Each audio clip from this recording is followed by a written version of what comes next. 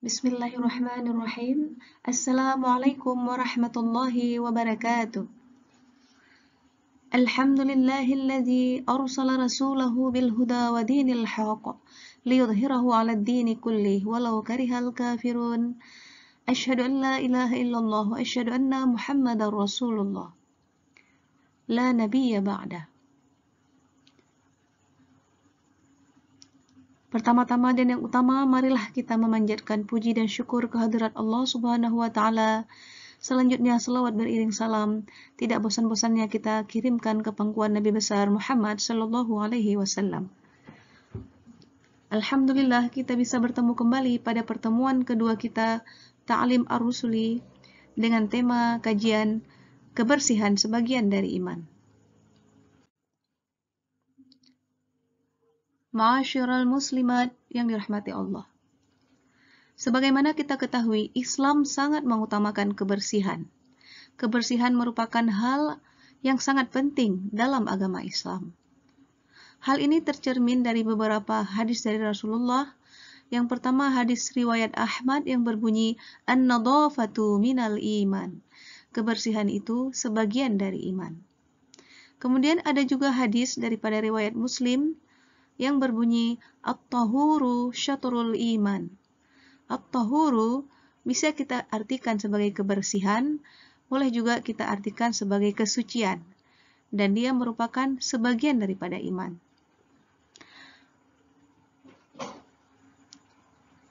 Kemudian ada hadis selanjutnya yang menjelaskan tentang kebersihan daripada hadis riwayat Imam Baihaqi yang berbunyi al-islamu nadhifun. Islam itu bersih. Fatanadzafu, maka hendaklah kita menjaga kebersihan. Fa innahu, karena sesungguhnya la yadkhulul jannata, tidak akan masuk surga illa nadhifun, kecuali orang-orang yang bersih ataupun orang-orang yang suci. Jadi, dapat kita simpulkan bahwa Islam sangat mengutamakan kebersihan. Sebagai orang Islam, sebagai kaum muslimin, muslimat, kita wajib menjaga kebersihan. Kita harus bersih.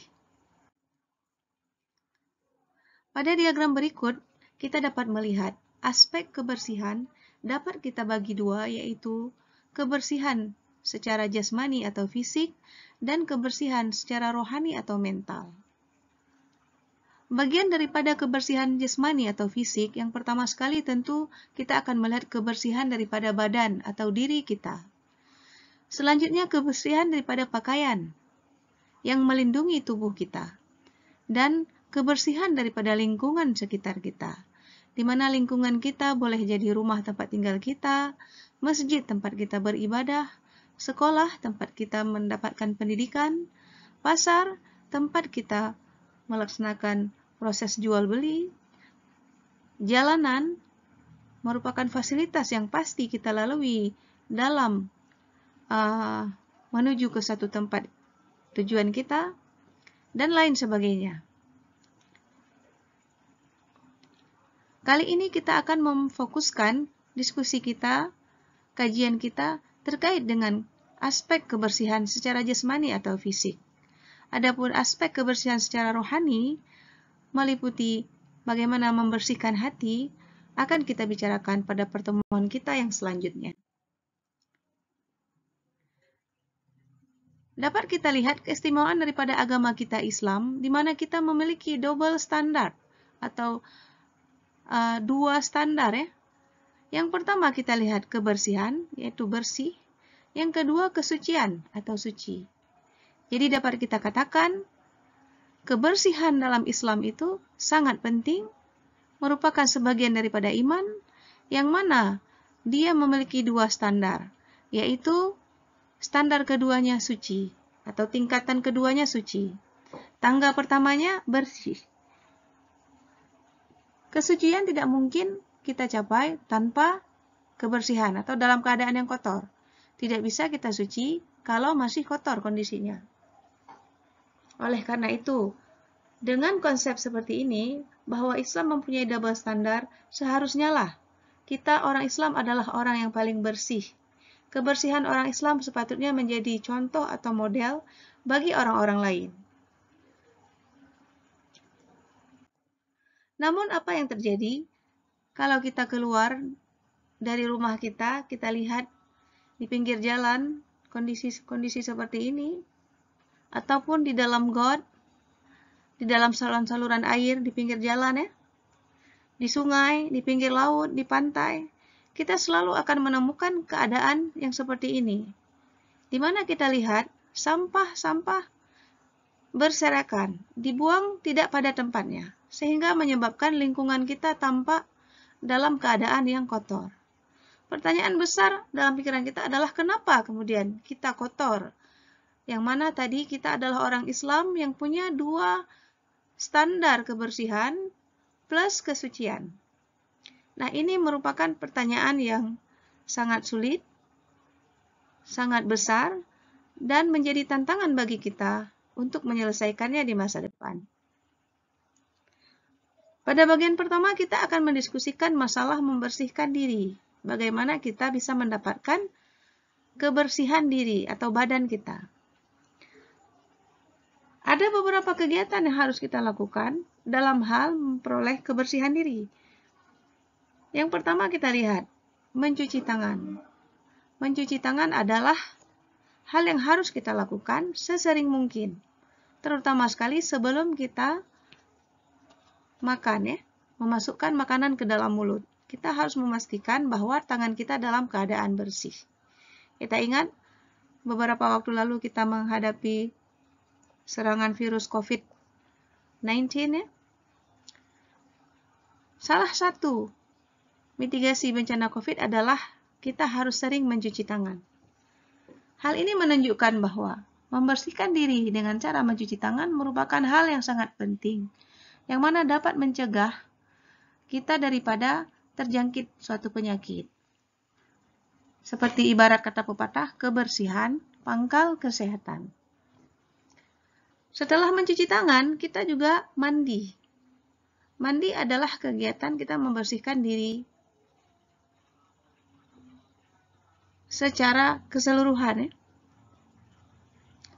Mandi boleh dilaksanakan 1 atau 2 kali sehari, tergantung kebutuhan atau keperluan dan juga tergantung kepada ketersediaan air. Kemudian bersiwak atau menggosok gigi. Nah, ini juga hal yang harus dilakukan untuk memastikan kebersihan diri kita. Kita ketahui bahwa gigi adalah alat untuk mengunyah makanan, kita gunakan untuk mengunyah makanan, sehingga apabila ada sisa-sisa makanan di gigi yang tidak dibersihkan, maka akan terjadi akan mengundang pertumbuhan mikroorganisme ya, dan akan menyebabkan mulut kita menimbulkan bau tidak sedap atau nafas kita bau tidak sedap. Maka harus atau dapat dilakukan dengan membersihkan gigi kita. Yang dianjurkan oleh Rasulullah adalah bersiwak. Beliau membersihkan gigi dengan kayu khas yang disebut dengan siwak. Nah, menggosok gigi ini juga sangat penting untuk merawat gigi kita. Apabila gigi dalam keadaan kotor, maka tadi akan berkembang mikroorganisme, gigi pun menjadi berlubang atau rusak. Kemudian merawat rambut. Merawat rambut dapat dilakukan dengan mencuci rambut secara rutin, menggunakan shampoo, atau menggunakan tambahan pelembut seperti krim bat. Dan jangan lupa setelah mencuci rambut kita segera mengeringkan rambut sehingga tidak menimbulkan bau tidak sedap atau bau apek. Kemudian memotong kuku. Rasulullah selalu memotong kukunya pada hari Jumat. Apabila kita dapat meniru memotong kuku pada hari Jumat, kita dapat pahala plus mengikuti sunnah Rasulullah. Tapi kita dapat memotong kuku kapan saja dalam keadaan kita membutuhkan. Kuku yang dipotong rutin menjadikan tangan kita bersih. Kuku yang panjang akan menjadi tempat hinggapnya kotoran. Selanjutnya juga kita bisa membersihkan telinga, membersihkan hidung ya, dengan alat-alat, dengan kapas, dengan cotton bud, dan harus dipastikan bahwa kita melakukannya dengan hati-hati. Membersihkan kaki juga merupakan salah satu hal yang penting dilakukan. Kaki adalah alat yang kita gunakan ya, yang paling banyak kita gunakan, dan posisinya berada di paling bawah. Sehingga peluang kaki mendapat atau terkena kotoran itu kan lebih besar. Nah, kita perlu memberikan perhatian khusus kepada kaki kita dengan membersihkan kaki. Nomor 9 adalah istinja. Istinja adalah membersihkan diri kita pada saat setelah kita hadas kecil ataupun hadas besar. Nah, istinja juga harus dilakukan dengan hati-hati, dengan bersih, untuk mencegah timbulnya berbagai penyakit. Apabila kita selesai atau melaksanakan istinja dengan tuntas, akan menunjang kepada kesehatan. Seperti pepatah tadi, kebersihan pangkal kesehatan. Kemudian berwudu juga bagian dari membersihkan diri ya. Jadi insya Allah kalau ada 5 kali sholat sehari, kita sudah ada wudu juga 5 kali dengan sholat wajib. Nah, berwudu ini sama seperti mandi atau setengah mandi. Nah, mudah-mudahan dengan banyaknya aktivitas ya, kita membersihkan diri, kita bisa mewujudkan diri kita sebagai orang Islam yang bersih. Khitan juga merupakan bagian dari membersihkan diri. Khitan baik laki-laki ataupun perempuan. Nah, khitan bagi kita dilakukan 1 kali sesuai dengan kebiasaan atau adat setempat. Jadi begitu banyak kegiatan-kegiatan yang menunjang kita untuk membersihkan diri. Peralatan yang bisa digunakan ya meliputi air tentunya, air yang suci lagi menyucikan. Kemudian sabun, dalam hal ini kita perlu mempertimbangkan jenis sabun yang sehat ya, yang berbasis dengan bahan alami. Kita menggunakan gunting, cotton bud atau kapas, kain atau handuk. Semua peralatan yang kita gunakan untuk membersihkan diri harus dipastikan dalam keadaan yang bersih. Karena tidak mungkin kita membersihkan diri dengan peralatan yang kotor.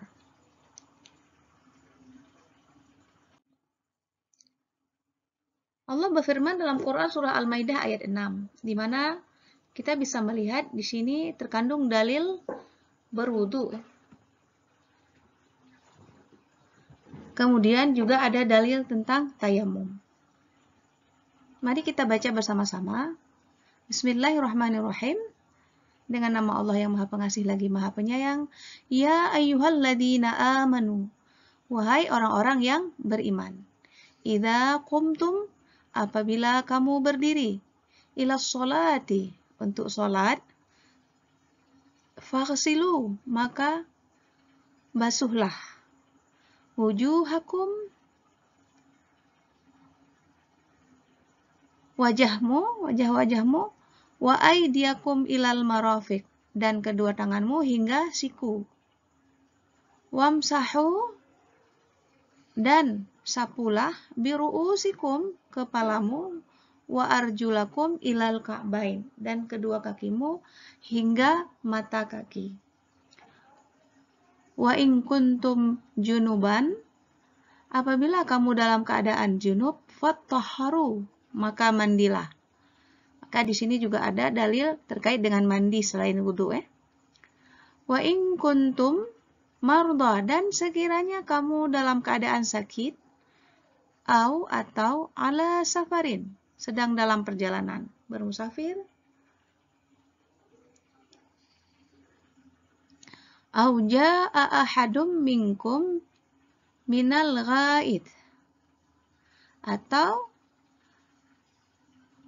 datang kepada salah satu daripada engkau dalam keadaan sakit. Au lamastumun nisa, atau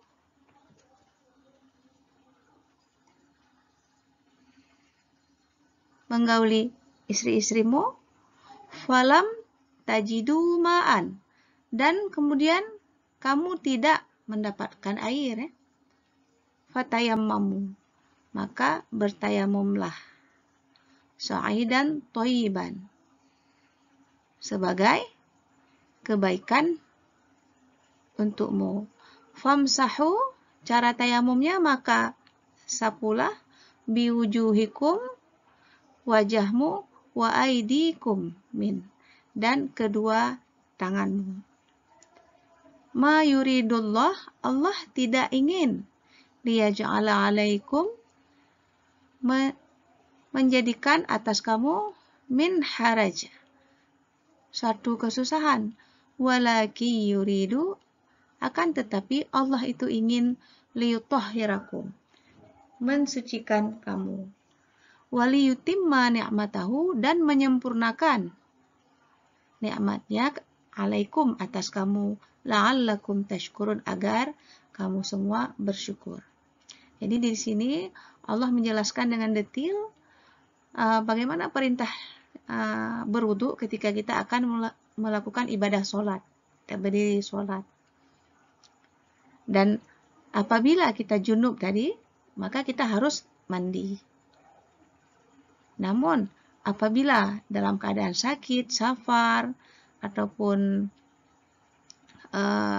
kita dalam keadaan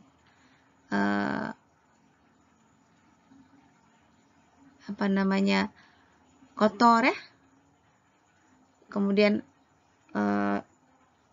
berhubungan suami istri tapi tidak ketemu air, nah kita bisa menggantikan wudhu tadi dengan wudhu dan mandi tadi dengan tayamum.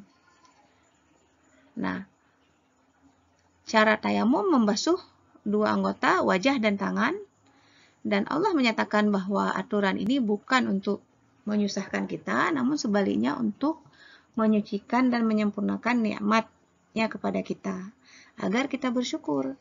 Nah, dari diskusi kita tadi, ternyata menjaga kebersihan itu adalah pangkal kesehatan. Jadi benar-benar Allah ingin menyempurnakan nikmatnya kepada kita, agar kita mendapatkan nikmat kesehatan karena menjaga kebersihan. Allah juga berfirman dalam surah Al-Baqarah ayat 222 yang bisa menjadi dalil untuk mandi.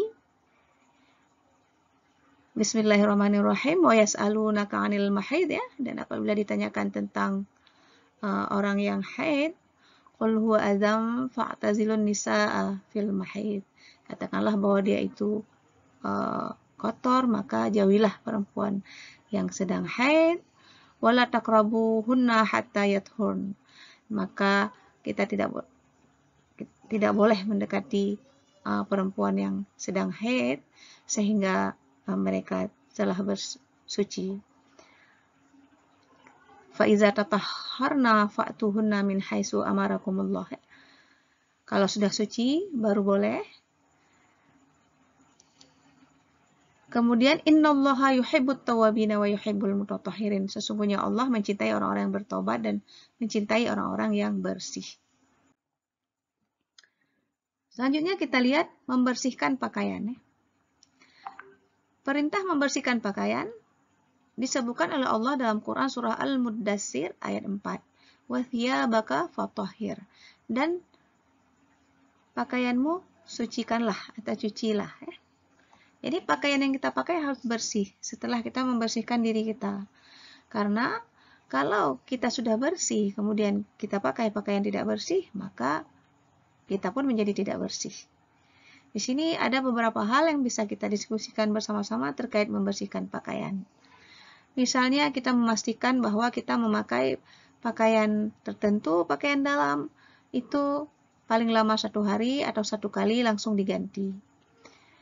Dalam hal membersihkan pakaian, kita perlu memisahkan pakaian berdasarkan jenis atau ukuran dan juga berdasarkan tingkat kekotoran. Tidak dianjurkan misalnya mencampur-campur mencuci antara kaos kaki dengan sapu tangan. Kemudian kita jangan sampai merendam pakaian terlalu lama karena dapat menimbulkan bau tidak enak atau malah menyebabkan pertumbuhan jamur. Kita perlu menggunakan sabun dan deterjen secukupnya sesuai dosis dengan bijak dan boleh menambahkan pewangi. Pakaian yang kotor segera kita cuci, jangan kita tinggalkan lama-lama dulu baru kita cuci. Dan kita perlu mengeringkan pakaian dengan betul-betul kering, dan pengeringan dengan langsung di bawah sinar matahari dapat memberikan manfaat membunuh kuman atau bakteri. Dan pakaian tentunya perlu disetrika dan dirapikan. Kemudian kita juga harus membersihkan rumah setelah diri dan pakaian kita bersih. Tempat kita tinggal harus bersih. Semua bagiannya harus bersih. Dimulai dari kamar tidur, kamar mandi, dapur, ruang tamu, ruang sholat, ruang makan, halaman, depan, belakang. Jadi di dalam rumah, di luar rumah. Bahkan kita bertanggung jawab untuk membersihkan areal di luar pagar rumah kita, areal jalan di luar pagar rumah kita. Beberapa tips yang dapat dilakukan misalnya, kita jangan menumpuk piring kotor lama-lama, tapi segera membersihkannya atau mencucinya Dimana kalau kita mencuci lebih awal, itu juga lebih mudah membersihkannya. Kemudian kita juga perlu memastikan kebersihan kamar mandi. Dalam hal ini, kita bisa membuat misalnya piket, anggota keluarga membersihkan, membuat aturan bagaimana cara merawat kamar mandi, tidak boleh membuang sampah ke dalam kloset, sehingga tidak menyebabkan kloset tersumbat, dan sebagainya. Dan kita harus memastikan setelah kita menggunakan kamar mandi, kita meninggalkannya dalam keadaan bersih. Jadi jangan sampai ada kotoran yang kita tinggalkan, sehingga kamar mandi menjadi kotor dan kasihan orang berikutnya yang akan menggunakan kamar mandi. Nah, prinsip-prinsip seperti ini perlu kita terapkan di rumah, kita coba di rumah, dan kemudian kita juga mencoba menerapkannya untuk fasilitas-fasilitas umum. Kita lihat, kita di Aceh yang sudah melaksanakan syariat Islam, mungkin sedikit memalukan ketika kita susah menemukan fasilitas MCK yang bersih yang milik umum, apalagi kalau terletak di masjid. Nah, kita berharap sebenarnya kamar mandi atau toilet yang ada di masjid adalah yang paling bersih. Nah, sebagai masjid merupakan tempat beribadahnya umat Islam. Nah, bagaimana mungkin kamar mandi yang kotor kemudian bisa digunakan oleh orang untuk membersihkan diri sebelum mereka melaksanakan ibadah?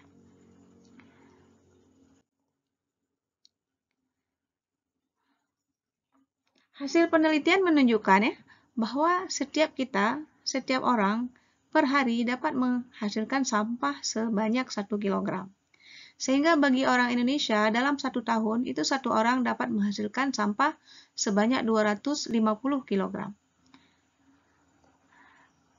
Sebagai hasil efek daripada kita melaksanakan kehidupan sehari-hari, kita makan, kita menggunakan berbagai kebutuhan, kita selalu akan menghasilkan sampah.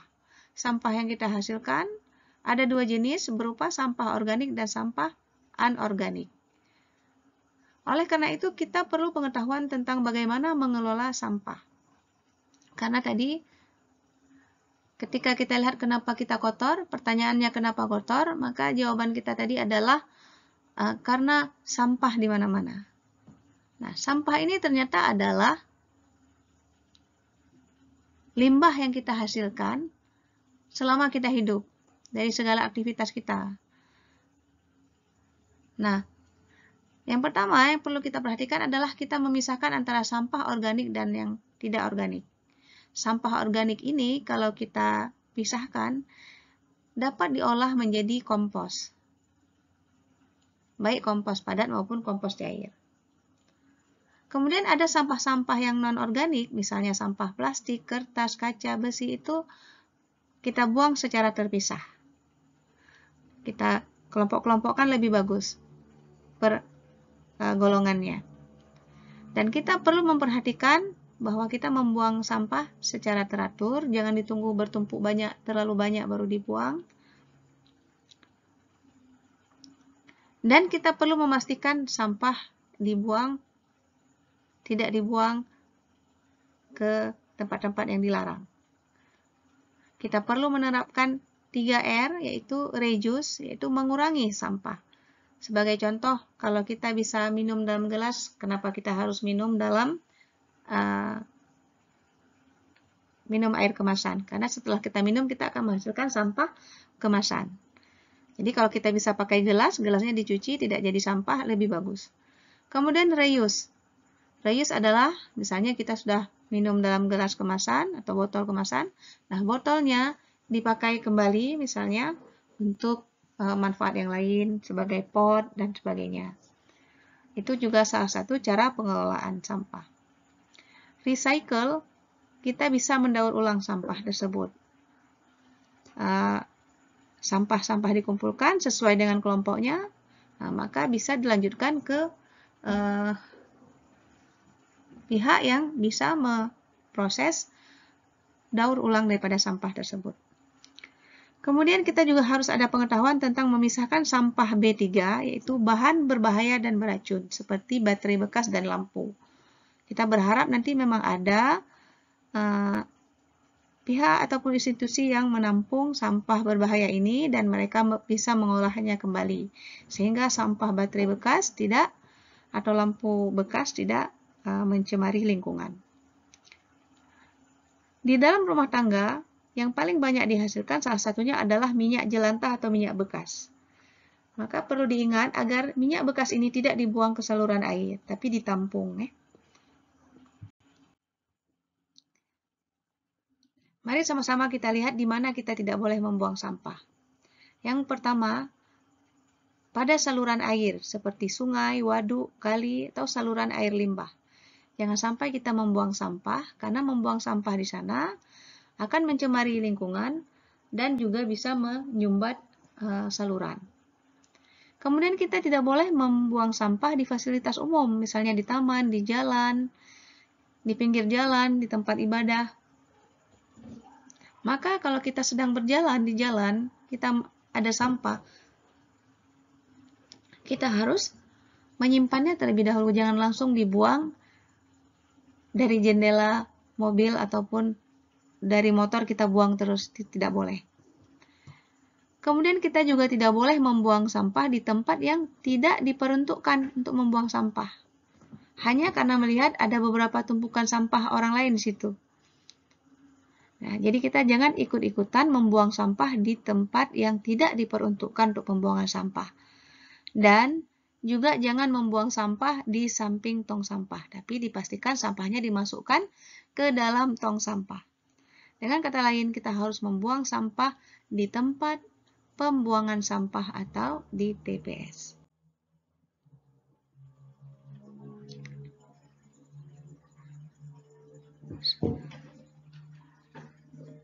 Nah, secara spesifik, apabila kita terkena dengan najis, kita punya kaidah-kaidah fikih untuk membersihkannya. Mari bersama-sama kita lihat yang pertama, apabila najis itu ringan atau mukhaffafah. Contoh najis ringan adalah air kencing bayi laki-laki yang hanya minum air susu ibu. Cara membersihkannya cukup dipercikkan air hingga basah merata di seluruh bagian yang terkena najis. Kemudian dilap, dikeringkan. Apabila kita bertemu dengan najis sedang, tawasitoh, di mana dia ada dua bentuk. Ada najis yang ainiyah berwujud, ada najis yang hukmiyah tidak berwujud. Maka cara membersihkannya adalah kita basuh dengan air mengalir hingga najisnya hilang.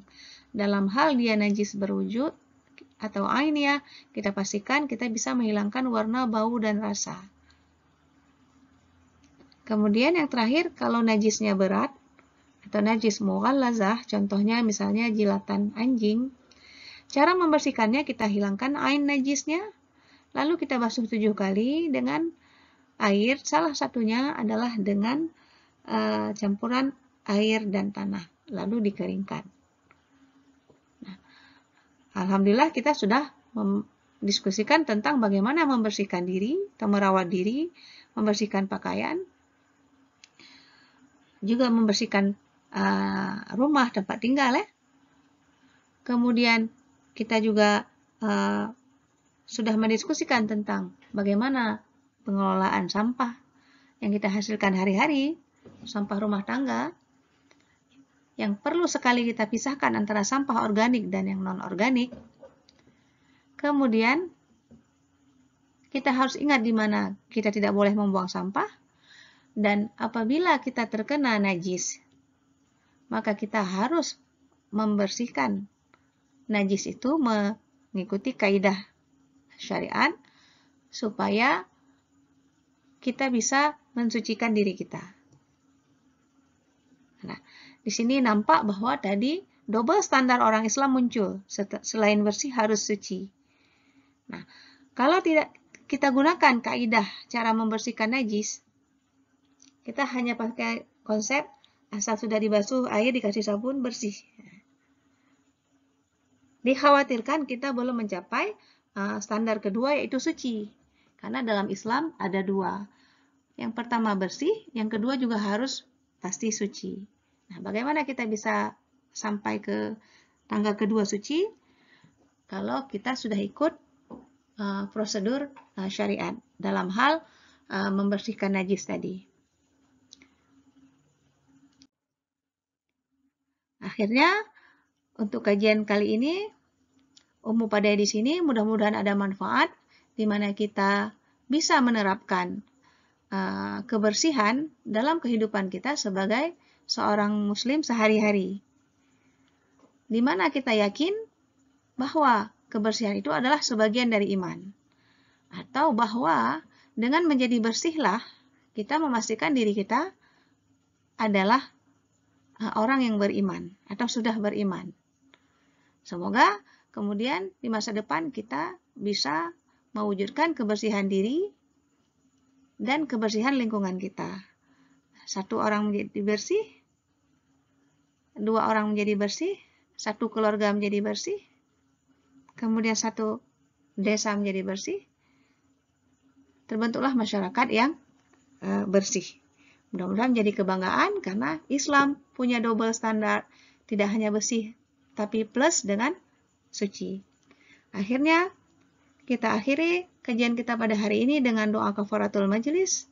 Subhanakallahumma, maha suci Engkau, ya Allah, wa bihamdika, dan dengan memujimu, nashhadu an la ilaha illallah, kami nashhadu an la ilaha illa anta, kami bersaksi bahwa tidak ada Tuhan selain Engkau. Nastaghfiruka, kami minta ampun kepadamu ya Allah. Wa natubu ilaika, dan kami mohon ampun kepadamu ya Allah. Insya Allah kita bertemu lagi lain waktu.